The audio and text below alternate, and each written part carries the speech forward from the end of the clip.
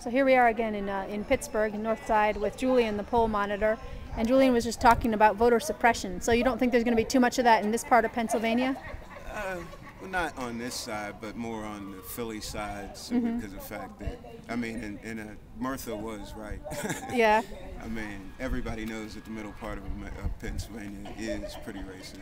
But, Yeah. you know, it's just like nobody wants to verbalize it. He verbalized it. Uh-huh. So, and it was pretty interesting because he's an older guy. Uh-huh. And, you know, I mean, like if there's anybody that would know, it would be a 72-year-old white man. That's true. So. Yeah. So what was going on with the Hispanics and stuff? Oh, yeah.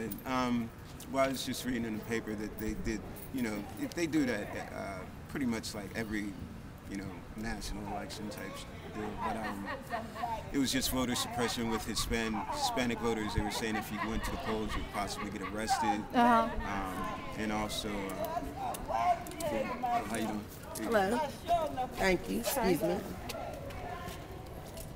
But just telling people, you know, that for Democrats, you know, you can vote on Wednesday instead of Tuesday. Yeah, that's crazy. So, I mean, like, those are just basic tricks. But, I mean, it's just like pretty much every older person knows about them, but the younger generation doesn't know about it. Uh-huh. But as I was saying, it's just encouraging that young people are out there. So, yeah.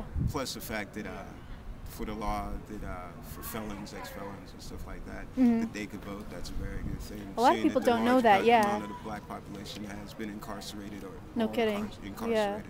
So that was a good law that got passed. And I mean, I worked with the League of Young Voters, so we made sure that we had young voter education and stuff like that. Good Handed stuff. out the information at hip-hop shows, poetry events, art shows. Awesome. And stuff like that. Handed it out at clubs and everything. But a lot of people still didn't know about it. So. Wow. But for this guide right here, it's on there. So. Awesome. You know, letting people know. I had 2 people today that didn't know about it. So. And they went in and voted when they found out, or it was too late Well, probably. One guy was talking about his brother Uh-huh. and how his brother wanted to vote, and he was like, "Well," and the girl was like, "Well, we can't vote," and I was like, "Well, yeah, you can," and they were both shocked about it. But, Uh-huh. I mean, pretty much it's just that they just need to have more public information available Yeah, definitely. to people.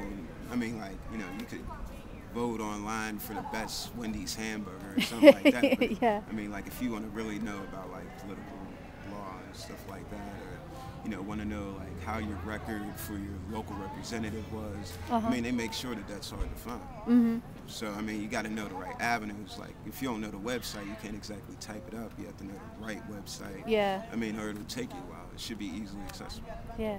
Well, thank you, Julian. Mm-hmm. Thanks.